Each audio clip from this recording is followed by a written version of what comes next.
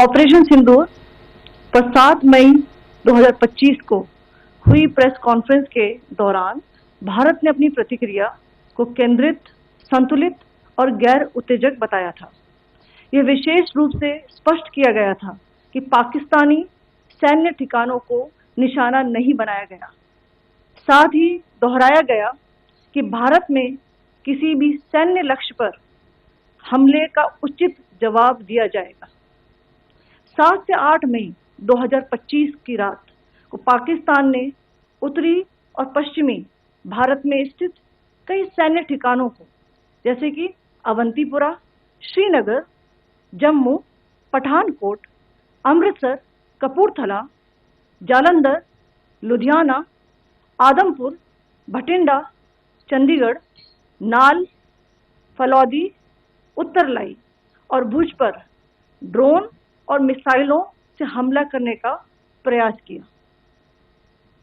इन हमलों को integrated counter US grid और वायु रक्षा प्रणालियों द्वारा निष्क्रिय कर दिया गया। इन हमलों का मलबा कई स्थानों से बरामद हुआ, जो कि पाकिस्तानी हमलों का प्रमाण है। On the night of 7th May 2025, Pakistan attempted to engage a number of military targets in northern and western India using drones and missiles. These places included Avantipura, Srinagar, Jammu, Pathankot, Amritsar, Kapurthala, Nal, Jalandhar, Ludhiana, Adampur, Bhatinda, Chandigarh, Falodi, Uttarlai and Bhuj. These were neutralized by the integrated counter unmanned aerial system and other air defense systems. The debris of these attacks is now being recovered from a number of locations that prove the Pakistani attacks. आज सुबह भारतीय सशस्त्र बलों ने पाकिस्तान के कई स्थानों पर वायु रक्षा रडार और प्रणालियों को निशाना बनाया। भारत की प्रतिक्रिया समान क्षेत्र में समान तीव्रता के साथ की गई। यह विश्वसनीय रूप से ज्ञात हुआ कि लाहौर में स्थित एक वायु रक्षा प्रणाली को निष्क्रिय कर दिया गया। Today morning, Indian Armed Forces targeted air defense radars and systems at a number of locations in Pakistan. Indian response has been in the same domain with the same intensity as Pakistan.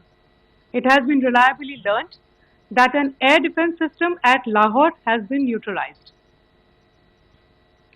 Pakistan ने नियंत्रण रेखा पर आकरण गोलीबारी की तीव्रता बढ़ा दी है, जिसमें कुपवाड़ा, बारामूला, उरी, पुंछ, मेंढर और राजौरी क्षेत्रों में मोर्टार और भारी तोपखाने का इस्तेमाल किया जा रहा है।